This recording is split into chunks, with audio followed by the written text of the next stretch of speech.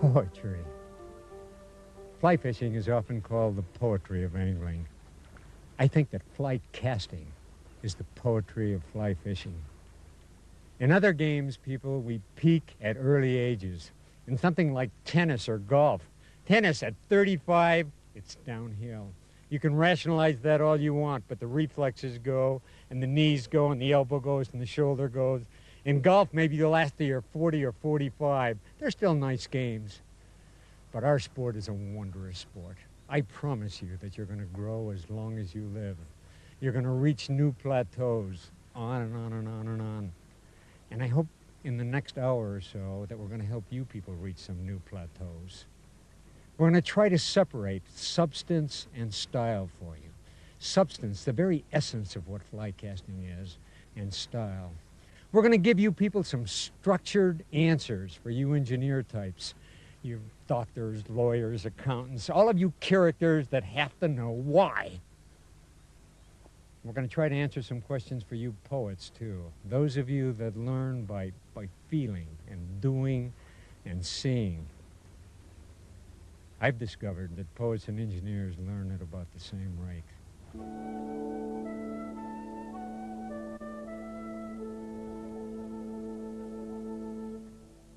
Our first lesson takes place in Belize. We're out here on Turnip Flats, and our guide today is Willie. Willie is one of the most experienced flat fishermen around. The first lesson that we're going to get into is something called loading the rod. Now, we talked about that before. We talked about, and we used the analogy of a bow and arrow. I want to tell you a little bit more about loading the rod because it is the very basis of all fly casting. It, in fact, is the essence of fly casting. You beginners, if you can understand what I'm going to do in the next 5 minutes, you'll have it. Honest. In the next 5 minutes, I'm going to give you the secret of fly casting. You people with some experience, you intermediate and experienced fly fishermen, I want you to look closely because good fly casting may be a little bit different than what you imagine it to be. First, I'd like to introduce you to Joe Schmatkapop. Joe's been fishing for about 30 years. Joe makes statements like 95% of all the fish are caught within 20 or 25 feet. That's because Joe can only cast pretty good to about 20 or 25 feet if you really want to know. Joe also says something like, I may not cast so good, but I catch fish. I catch fish. I want to tell you, the hell of it is, Joe can be a really good fisherman. Let me show you what he does when he casts. Joe gets that line out, and he throws the line behind him, and he throws it forward, throws it back, and forth like that, gets that thing out there. Joe's good out to about 40 or 50 feet. If the wind starts blowing, or he needs another 10 feet, he flexes the old bicep and smacks her out there. Yeah! That's not fly casting, my friends. I'm going to tell you the secret of fly casting right now. Fly casting is loading the rod. That means bending the rod. It also means unbending the rod. What we do is force this fly rod into a bend, and then we force it out of a bend. And it's different than what you imagine it to be.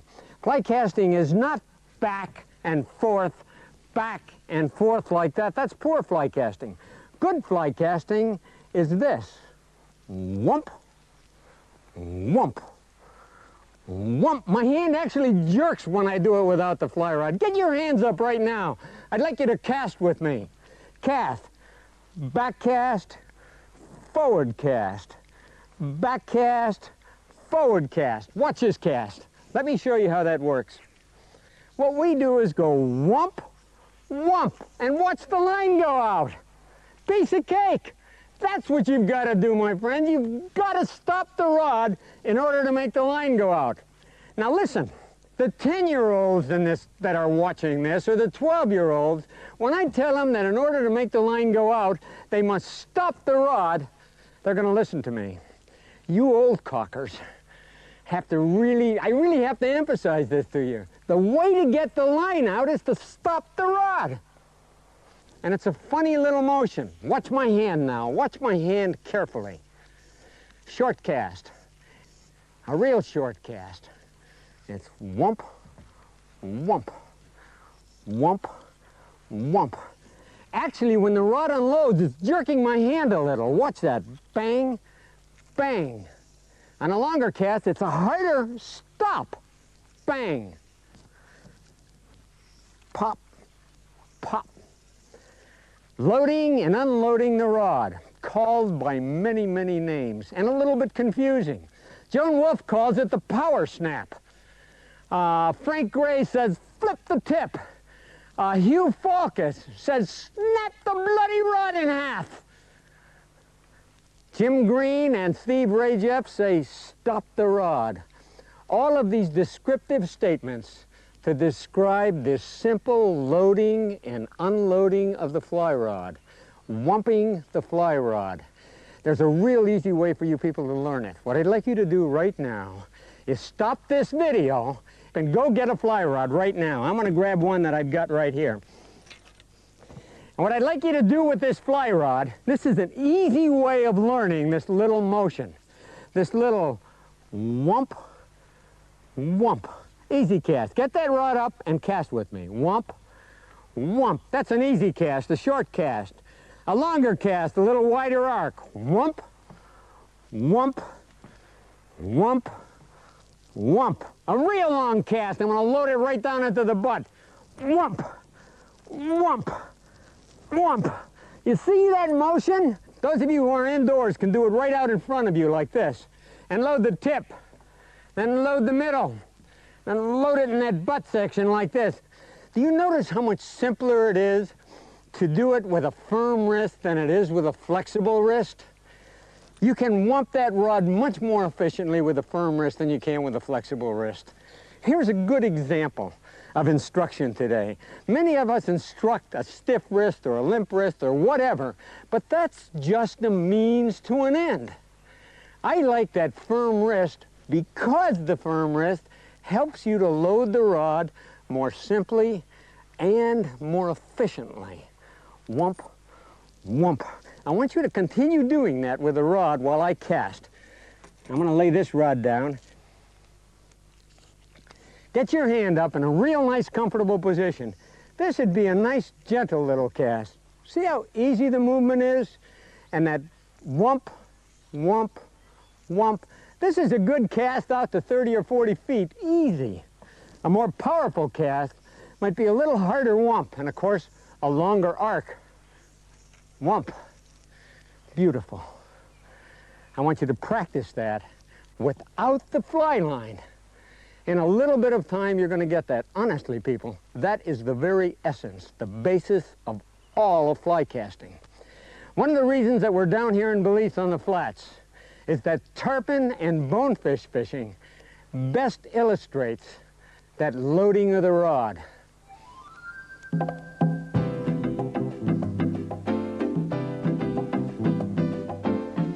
Off we go into the wild blue yonder, climbing high into the sky.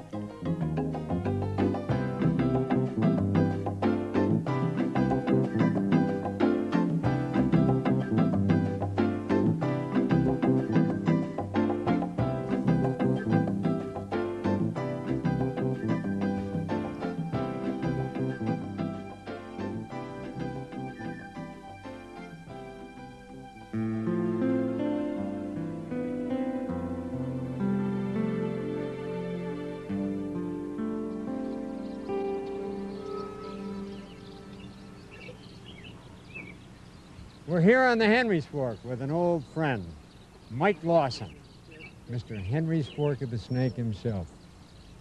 Mike, how does a casting compare here in the Spring Creek with that flats fishing and like in Belize? Yeah, there's a lot of similarities, and then there's a lot of differences too. Trout, you can get close. You know, one thing I noticed the first time I went fishing for saltwater fish is everything happens quick. And I'm kind of a slow person. You know, I like to kind of meander down here to the river and look for a rising trout and then take my time and ease up on him and cast to him. And these, whether it's bonefish or permit or tarpon, they're moving right along, so you got to get the fly to them in a hurry. Loading the rod's really important on a short cast because these fish are holding in a feeding lane. The feeding lane's usually very narrow. The fish is focused just on that spot. Right. And you got to get that fly right there where you can see it. What do you think is the major problem that experienced, even advanced casters have in a fishing situation? Well, it's a tailing loop, and it happens to all of us. It happens more to what I'd say the intermediate caster because they don't know what's happening usually. The loop just keeps tailing. It makes a funny whistle sound. You can tell by sound, huh? Yeah, you hear that sound, you know that the fly's coming flipped over on itself and hitched on the line, and it makes a goofy noise. The tailing loop keeps coming up again and again. Let's take a closer look at it, and let's briefly review the mechanics of a fly cast.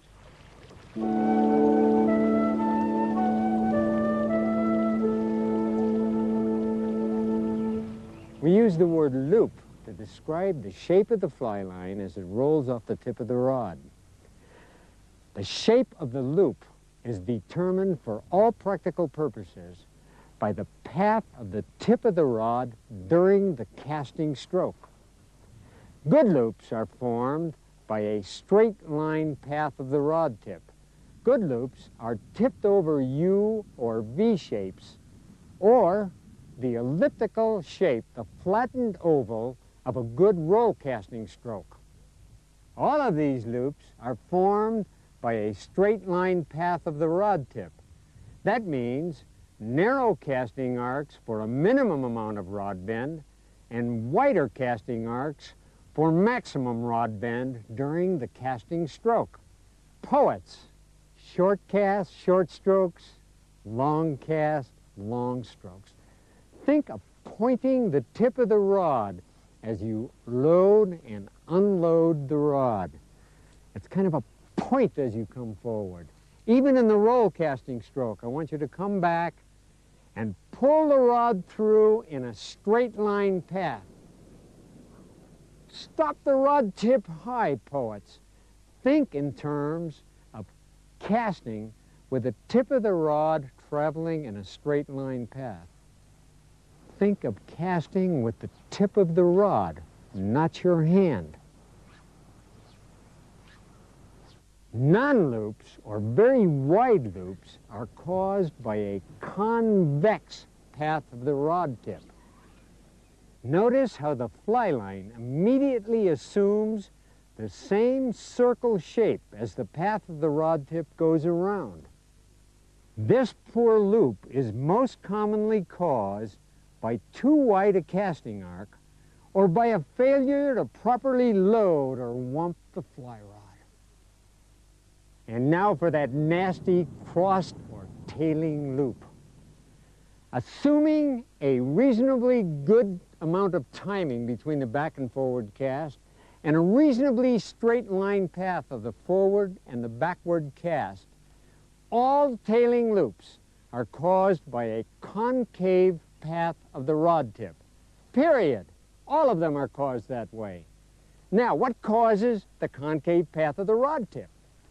First, using a casting stroke that is too narrow for the amount of bend in the rod. Simple solution.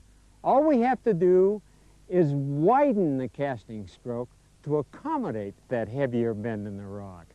Another reason is an erratic or jerky application of power as we load and unload the rod. I have to tell you something difficult now. What I must tell you to do is you must want the rod, but now you must want the rod smoothly. Sounds impossible, but you can do it, I promise you. And finally, probably the most common cause of the tailing loop is unloading the rod too early in the casting stroke. Imagine this. The line is following the rod tip, and the rod unloads too soon, and the line travels underneath the rod tip, tailing loop. The rod tip has formed a concave path. What we must do is unload the rod tip underneath the following fly line. Poets, listen to me very carefully. I want you to spell wump with 2 or 3 U's. You must stay into the stroke longer. Now, what causes all of these casting faults? You're going to hear all kinds of explanations. Flex your knees, use a stiff wrist, use a flexible wrist, put your finger on top, squeeze harder, blink your eyes, all of these crazy little glitches that may in fact help you. But I've discovered that if you really work on the basic causes, those glitches will work themselves out. Once again, allow me to summarize the causes of a tailing loop. 1, using a casting arc that is too narrow for the amount of bend in the rod. 2, by an erratic or too early application of power during the casting stroke, jolting or shocking the fly rod. And 3, by unloading or stopping the fly rod too early at the conclusion of the casting stroke. I think one of the big causes for some of these problems is poor form. Sometimes by bringing your hand back in correctly, you're not able to get the right size casting arc. I think that good form is one of the most important things in fly casting. Surprisingly, good form is a difficult thing to see in your own casting.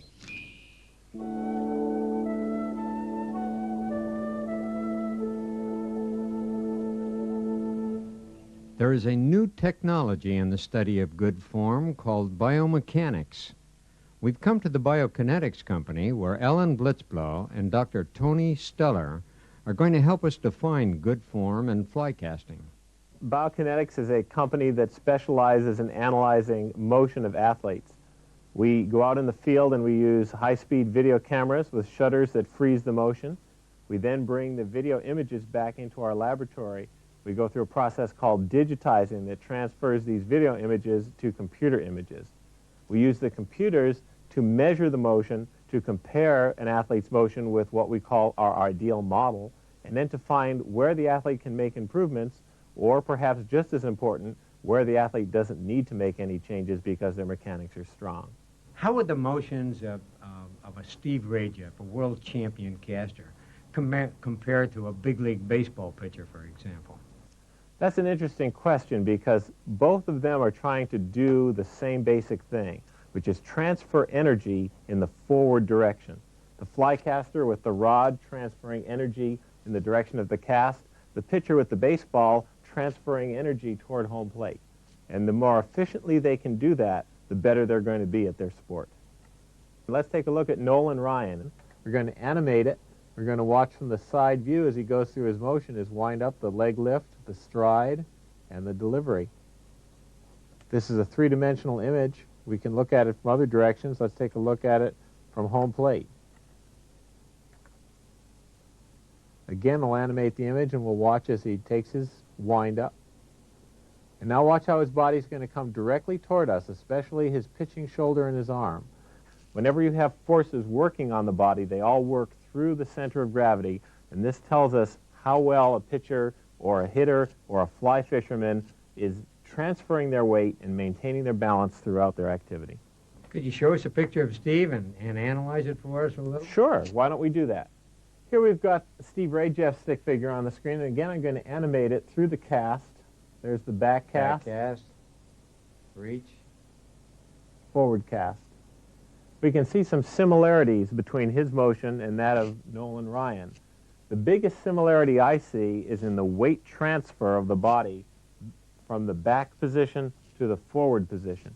Mel, I think it's important to understand that basically what we're talking about here is a transfer of energy, and that transfer starts from the bottom up, if you will, from the feet right up here to the hand.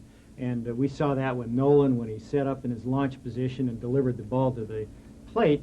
The flycaster is in the same position to do that. And basically, the energy is transferred from the feet through the large muscles of the legs and butt and midsection out here to the hand through a series of accelerations and decelerations, and finally the ultimate stop out front with the transfer in the so-called whomp or pop or block or whatever you want to call it. Again, as he comes in now with that front knee bent, he's blocking with that leg, and he's transferring energy up the body. And do you see how those shoulders come forward? And the upper body is coming forward. That's transferring energy from the lower body to the upper body and then out into the arm. That kinetic link generates tremendous acceleration of the hand and the fly rod to release. We can see this both in Steve and Nolan, that when they get back here to this launch position, here it is right here, 90 degrees here and 90 degrees here. And this allows for effective external rotation and then forward and through.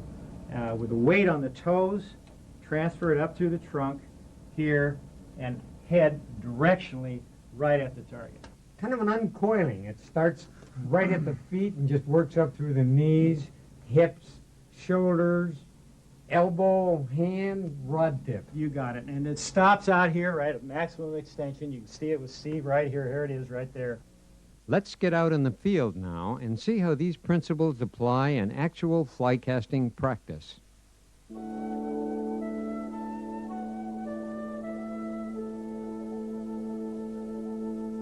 Interesting stuff, that biomechanics.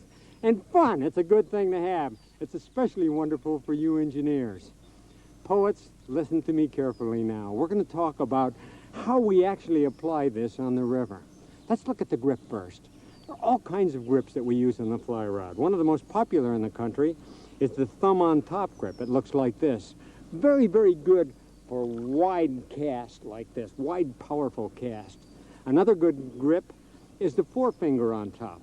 This is a good grip for really control little tip cast, nice cast. And it's something I use occasionally. But the grip that I use most often, and I'd like to kind of impose my style on you a little bit, is the extended finger grip that looks like this. Get your hand up now, guys. It's called the key grip. It looks like this. It's used in most sports. It's a powerful, versatile grip. It's wonderful. I'd like you to try this grip. I like my hand down close to the reel like this. I think many of you will find if you bring your hand close to the reel, there's a better overall balance.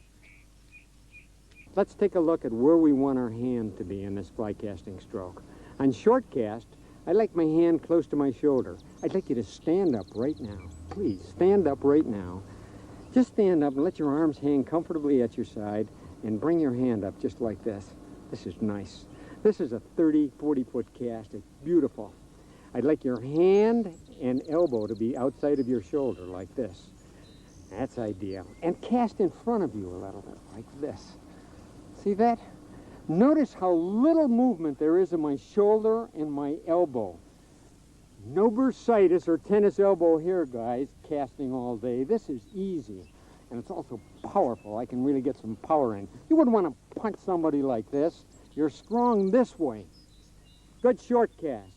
On longer cast, I want your hand to go out and up. Maybe eye high. This is a really comfortable position and probably one that I personally use for fishing most of the time. This is a powerful casting stroke, and this would comfortably handle 50 or 60-foot cast. And finally, the Nolan Ryan Steve Rajeff cast. For those of you characters that are going to wade right to the top of your waders, you're going to wind up and cast just as far as you possibly can, because you know deep down in your heart, every fish in the river's on the far bank. Nothing we can say, guys, is going to talk you out of it. The ultimate cast. I want you to drop your right foot back, get a lot of body, get your body into this thing. And remember the 90-90 thing. 90 degrees from your trunk to your upper arm, 90 degrees from your upper arm to your forearm, so you're in a perfect position for throwing, like this. Perfect. Shift your weight. Knees, hips, shoulders, elbow, hand cast. Beautiful. A powerful, powerful long cast. Poets, listen to me carefully. What I'd like you to do is always remember to lead with your elbow this way. Don't pull a Joe Schmatka pop and start casting like this, guys. It's not going to work well. It's this cast. See how nice and comfortable that is? A nice thing about this moving your hand around into different positions is that the grip changes. On a short cast, my thumb is directly on top. On a longer cast, I rotate the reel out a little bit. I've got kind of a V grip with my thumb and forefinger. And finally, on the longest cast, I got a palm out grip into this position because that's the most comfortable position I can get into. Now guys, please practice these casting strokes without a rod, with your hand only. It's the best way to learn good hand and arm position. Now let's take a look at the fly rod as it relates to the casting stroke.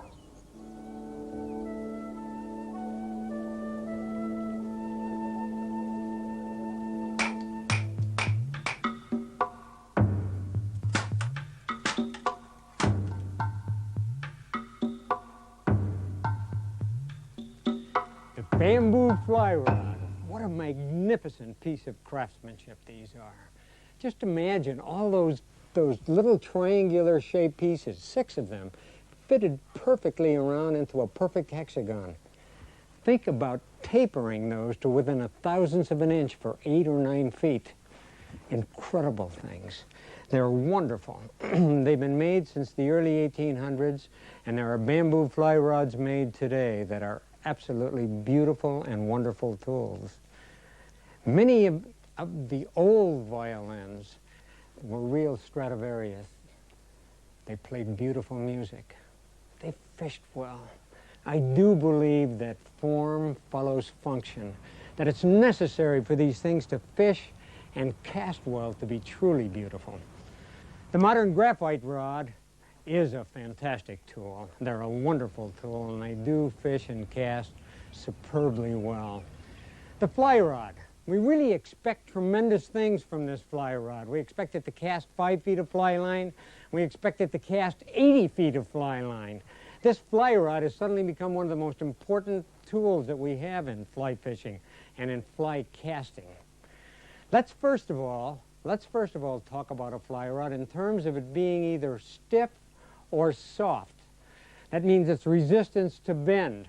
And that's within a given line size. For example, we might have a rod that balances well with a number 6 fly line. And we might have a stiff rod, one that's quite stiff, and a very soft rod, one that bends a lot within that line size.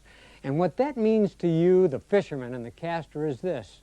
The stiffer rod will get you more line speed. It'll ultimately give you more distance. It'll give you a little bit more control in your cast, a little bit more accuracy. It takes a little bit more muscle to make that cast.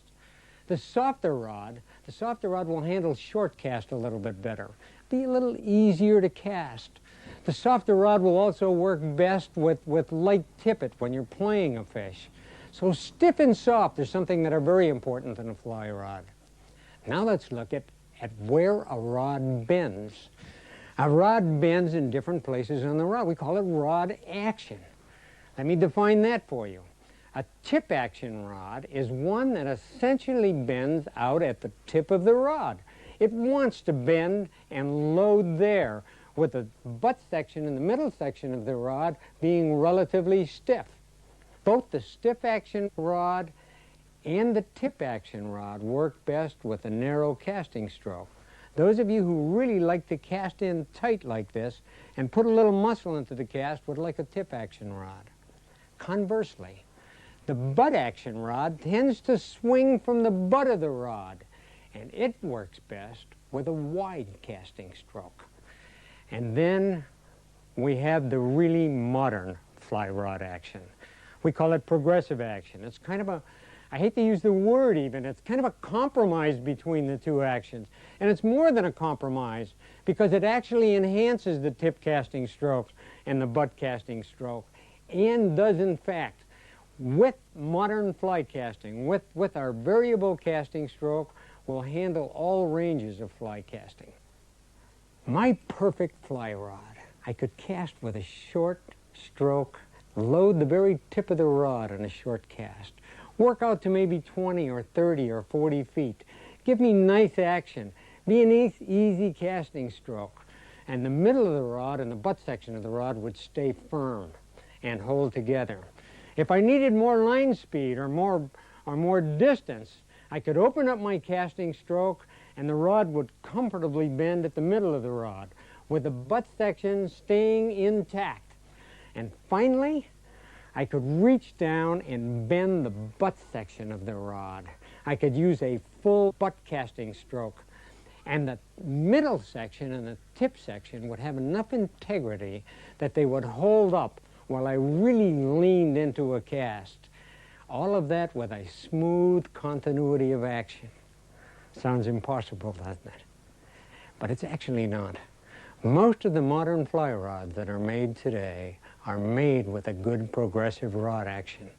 What I'd really like you to do is connect with some good fly shop or somebody that really understands fly rods and fly casting and get some help, because this is a hard thing to really visualize. And now, let's go on down to the river, guys.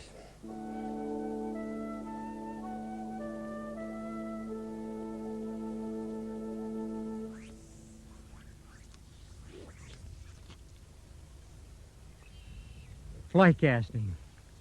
Taking a weighted fly line and hurling it through the air to present a weightless fly. Seems like kind of a simple thing, doesn't it? Actually, we've complicated that simple thing to the extent that it's confusing to a lot of people. Let me tell you that basically there are only 3 different ways to get that weight behind us to hurl the fly out in front of us. And those 3 ways are a straight line backcast, where the line goes straight back and goes straight forward, a curved backcast, kind of a semicircle as we swing it around and cast forward, and finally the roll cast. Let's look at the straight line cast first. The straight line cast is technically the most perfect one of them all. What we do is get a perfect straight line behind us and throw it forward. It's ideal.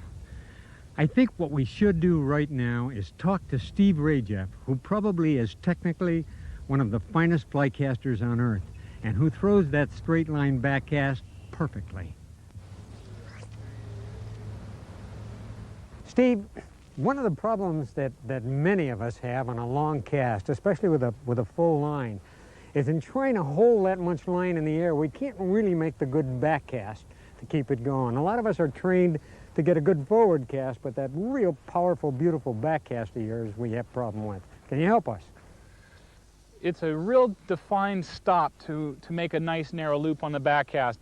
Very often we concentrate only on our forward cast and we sort of forget about the back cast. Many of us come back and kind of widen the wrist, opening up the gap right here or leaning the rod back, and not really forming that crisp stop that it takes to form the loop. I've focused a lot on trying to stop crisply first, then to drift back and relax a little bit as the loop goes back. So we have to be conscious of letting the loop unfold completely on these longer distance casts, so that as we start forward, the rod is starting to bend right away. Poetry in motion. Isn't that beautiful? Steve makes that straight line cast perfect. And that cast is absolutely the most efficient of all fly casts. If you've got that perfect straight line behind you, you can make the ultimate cast. Perfect control. Unfortunately, in fishing, you can't always make that perfect cast. Let us go to a real fishing expert, John Goddard, one of the best-known fly fishermen in all of Europe, and ask John to demonstrate and tell us about some of those fishing casts. On our English rivers, most of them are pretty clear. And I would think a lot of the time you're doing a traditional overhead cast, but on some rivers, particularly on our southern chalk streams, which are in many cases gin clear, the fish can be very spooky. And if you bring your rod up and do a traditional overhead cast, you're going to spook that fish.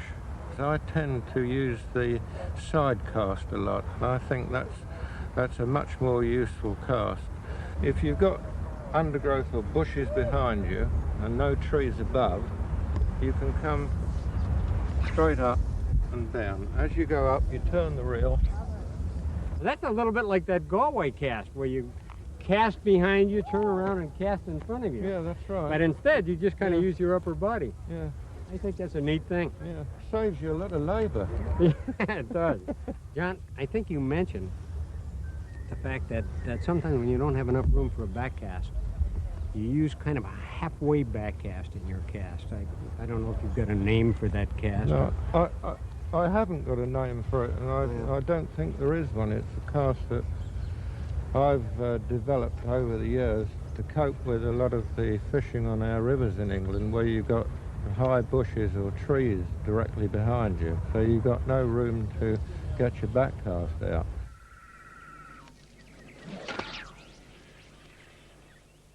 This curved back cast is a really useful fishing cast. It's most commonly called the Belgian cast. It's kind of a swing around cast. It goes like this.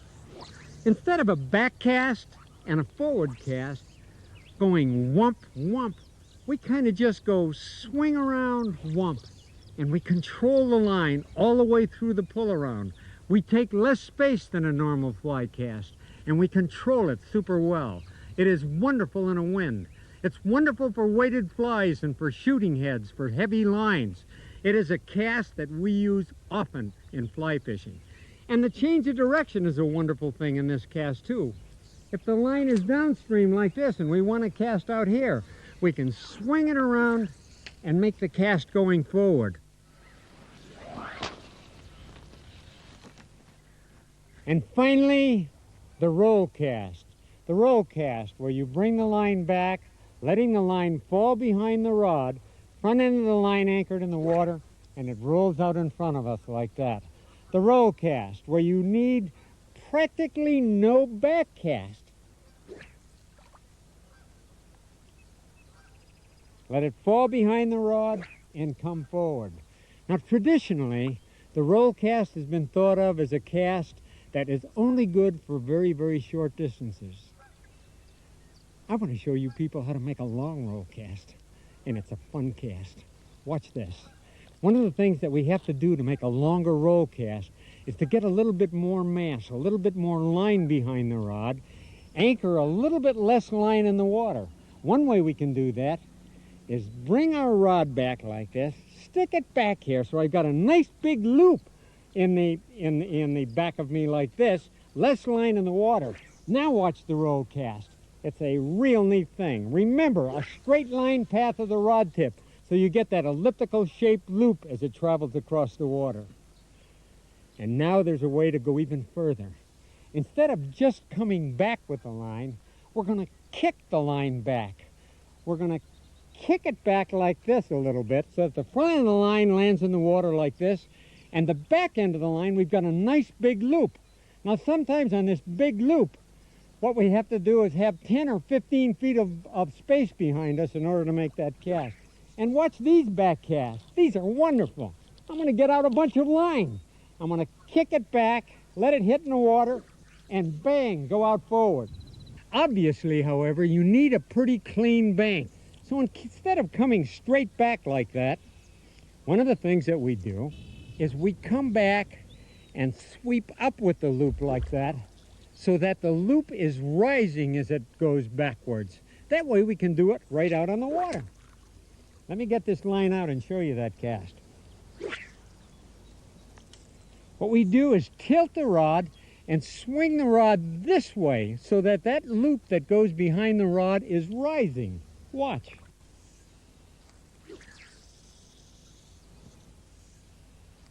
Can you imagine what you can do with a two-handed 16-foot fly rod? Bring your left hand to your heart, laddie. And away she goes. This is really fun, guys. This thing will roll cast a ton. This is one of the most popular techniques for fishing for salmon in Europe. And now it's becoming extremely popular for salmon and steelhead in North America. Let's talk to a real expert about the two-handed rod.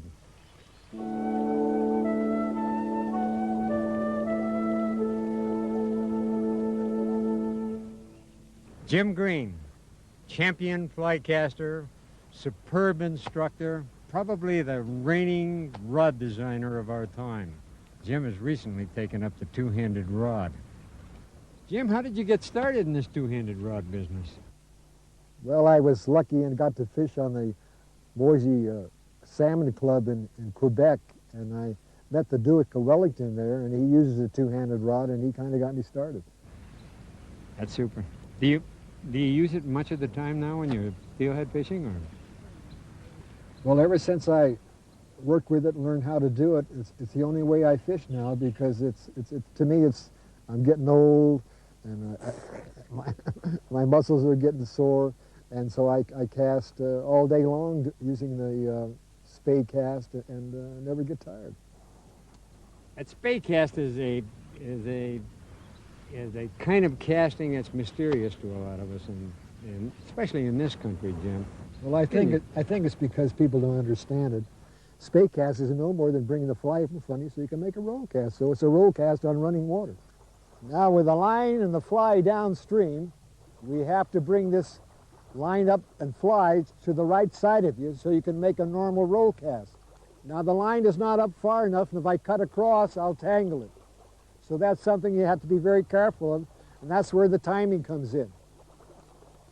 So it's important to get this line up above you, then make your cast. We'll do it again now. I'll chop down very hard and the line will roll right out. It's that positive stop, though, so important. Now there's another cast. When the wind goes from the right to the left, you'll have a hard time getting the line up above you, so you can use what we call a reverse spade. You bring the line up in the same manner, but then you come around your shoulder like this and cast out that way. So you don't have to fight the wind. The wind will always keep the line to your left, because I'm bringing the rod back over to my left shoulder. And normally that particular cast isn't taught too much, but it's very effective. You bring the line up, come back over your left shoulder, then roll cast it forward. Jim really does make it look easy, doesn't he? I've just recently taken up this two-handed rod, and I've got some suggestions for you and a possible learning sequence that might be useful for you. The first thing you must do is learn to load the rod. I'm almost embarrassed to tell you how long it took me to finally realize that I wasn't loading the rod properly. The combination of two hands and this long rod, it just wants to make you go whoosh, whoosh, whoosh, whoosh. Wrong. Wrong. What you must do is load the rod.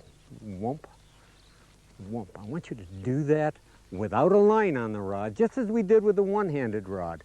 First cast is a tip cast, just a little flicking tip cast. With this two-handed rod, it is so easy to cast distances. Tip cast, just loading the tip of the rod. Beautiful. On this next cast, let's try a middle of the rod cast. Get a little bit more line out. Whump. You got to stop the rod, and that line goes out beautiful like that. And finally, a full stroke butt cast. Whump, whump, whump, whump. Our next lesson now is going to be the curved back cast. I'd like you to take this rod and learn to load the rod in kind of a circle like this. Bang! It's loading in a kind of a circle. It kind of torques the rod in the circle and unloads in the forward direction like this. It's the key to spade casting, and it's the key to the curved back cast. In practicing this curved back cast, you'll find that a short line works much better than a longer line. You might want to use a weight forward line or a shooting taper for this. And remember, I want you to watch the rod load around the corner and unload. Rump. Perfect. Rump. And now what I'd like you to learn, instead of a horizontal Belgium cast that goes around like this, I want you to learn a vertical Belgium cast where the line sweeps in low and rises. This is the basis of the movement for the long roll cast and the spay cast. Watch this guy.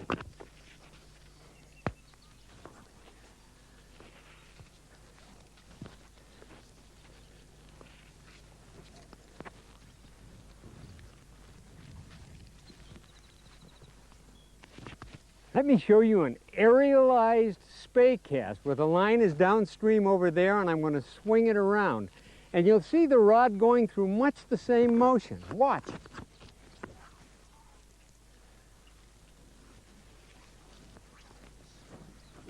The key is loading the rod in that circular motion and unloading in the intended direction of the fly line. A spay cast, you simply anchor the front end of the line and the fly in the water. The English say, kiss the water. Now let's get Jim to show us the double spay cast. Now, if you notice, we're on the other bank of the river, and the water now is flowing from your left to right. Now, this is when we do the double spay. The line is still downstream.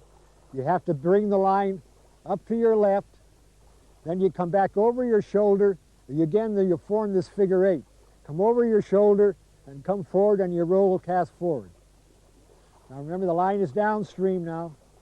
We'll bring the line up, then back around your shoulder, then roll forward.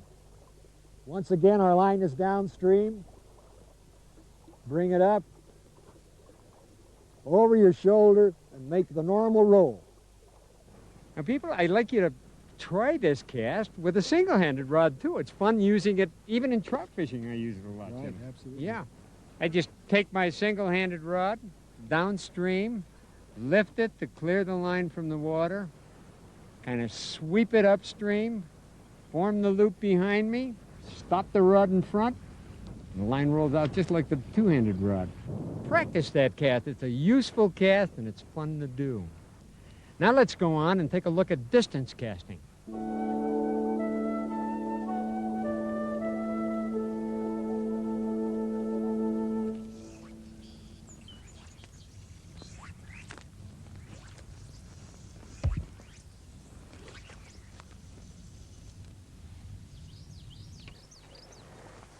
Distance casting, something all of us want a little bit more of.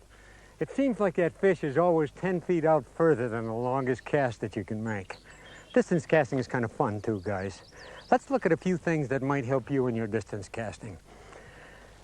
I think that the first thing, and probably one of the most significant things in distance casting, is getting that hand and arm in good position. That thing we discussed earlier, getting your hand in that nice 90-90 degree thing. Old Joe Schmatkopop gets out there, gets his hand up high and starts casting like this, trying to get out there. He's never going to get any distance. You must lead with your elbow and get the power in there. Probably the guy with the best form in the world is probably the finest flycaster in the whole world. Let's take a look at Steve Rajeff making a long cast. Look at that beautiful hand and arm position. Great cast, beautiful.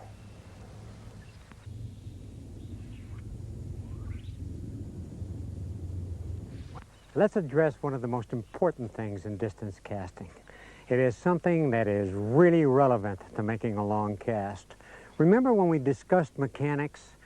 We need a very, very wide casting arc to accommodate the heavy bend that exists in a powerful distance cast. We've got to be cocked, ready to throw on that distance cast. Let's look at our friend Joe Schmatkopop again. He does something that is really bad. He gets out there, casts back, moves forward, and then casts. That type A behavior, he just can't wait for the back cast. He goes cast, drift, cast. Terrible. One of the things that happens is you're making the forward cast with your rod almost straight up. It's a terrible position to be in. Creates tailing loops and doesn't give you the kind of distance you're looking for. One of the things that we must do in fly casting is we must bring the rod back, wait, and then make the forward cast. That's the only way that you can do it. There's one even better way. Almost every great caster that I've ever seen cast drifts with the rod backwards. They follow through. They make the cast and follow through with the rod. They go whump, drift, cast. Perfect. One of the things that we're doing is we're kind of going with the line, opening up the casting stroke, cocking the stroke for a powerful forward cast. It's an ideal motion. It's a follow through. It's a simple little execution. Watch. Get your hands up right now. Whump, drift, cast. Poets, listen to me carefully. Short cast, short drift, long cast, long drift. Watch this. Whump, drift, cast. Provides perfect timing. Whump, drift, cast. Beautiful. Long cast. Whump, drift, cast. It's an ideal thing to do. Let's watch Steve making a really long cast and watch that drift. There, he's made a beautiful back cast. Look at that long drift. A powerful forward cast. Perfect.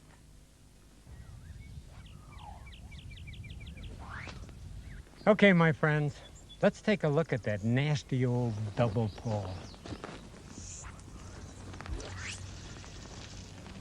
Kind of a fun thing to do. It's a little bit confusing though, because much instruction teaches you to do it early or late in the casting stroke. They teach you to do it short or long. Really confusing. Let's take a hard look at that double pull because it's important. First, let's talk to our biomechanical friends about Steve Rajeff's casting stroke.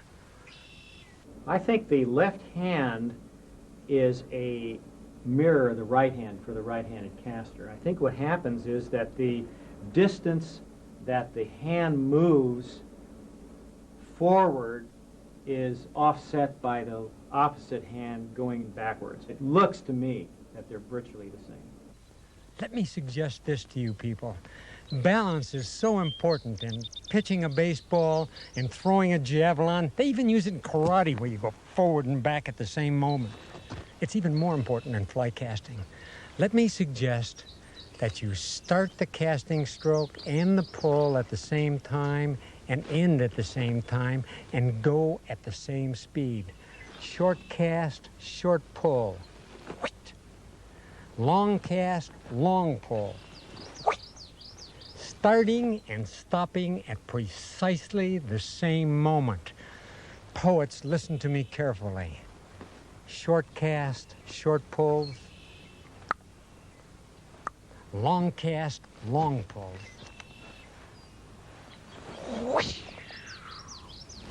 Super important. It's the easiest thing to do. It's the best thing to do. It will keep you in balance, and the pull will be throughout the stroke, ending at precisely the same moment that the rod unloads.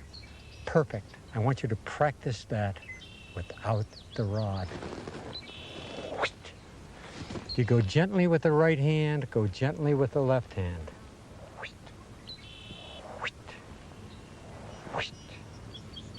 If you hit it with the right hand, hit it with the left hand. A great way to get good distance and an easy way to learn the perfect double haul.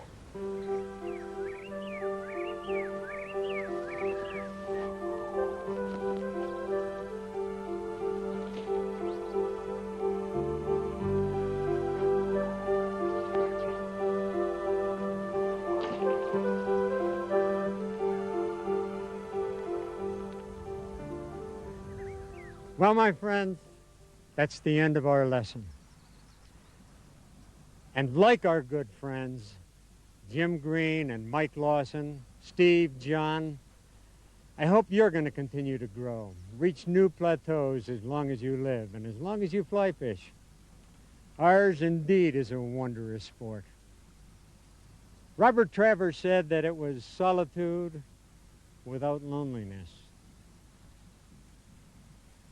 Sometimes it's friendship and camaraderie. Sometimes it's escape, just getting away from our everyday lives. Sometimes it's competition, people.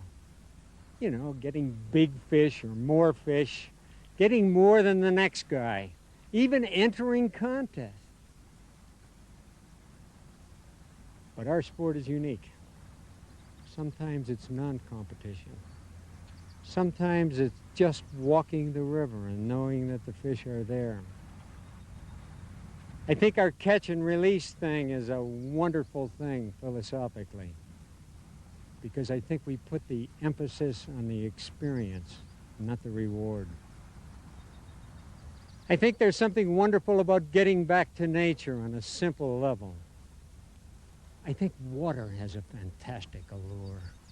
I think there's something mysterious and wonderful about water. I think there's also something very mysterious and exciting about the connection with something wild and unknown. Trevor also said that he fishes because one day he might catch a mermaid. Kind of nice. I think fly fishing is really wonderful because it encompasses all of man's moods. I think that each day that we fish, we create our own little fairy tales. In fact, there's a little poem that goes, fairy tales of man and moods and trout, earth and waters, cares and cause without, quixotic games and the river's chuckling sound, the solitude and love where self is